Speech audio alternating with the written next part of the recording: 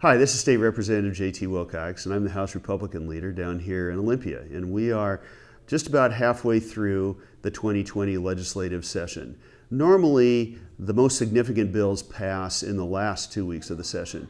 However, this year we have seen a couple of very significant bills come through last week and this week, and it gives us an idea of what the priorities of the majority party are this year.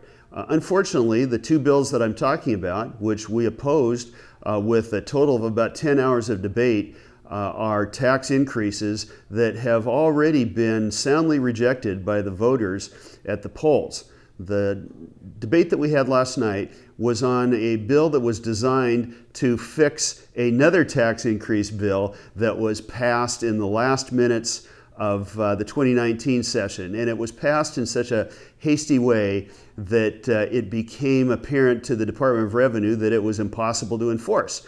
So the majority decided to fix that by rushing through a bill as soon as they could this year, and we're quite sure that the governor's going to sign it. The underlying bill was subject to a voter advisory vote during the last elections. It failed 63%. Unfortunately, after about 6 hours of debate by the House Republicans opposing this, it was passed by the majority party 52-45. This one's going to be signed, and businesses across the state of Washington are going to be paying this soon, and of course we know that consumers will end up paying that bill. Last week, a bill that is somewhat similar was passed, also 52 to I think 44. That is the low carbon fuel standards, which has been proven to significantly raise the cost of fuel. And as most of you recall, higher fuel taxes have been on the ballot several times, always rejected by the voters of Washington. This one started out in the House.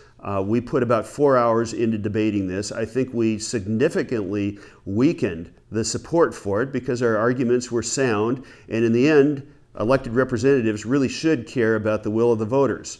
That bill is going to go over to the Senate, where there is already some announced opposition, and I think because of our strong debate here in the House, it is quite possible that that bill will not pass the Senate, and we will have a success for the taxpayers of Washington.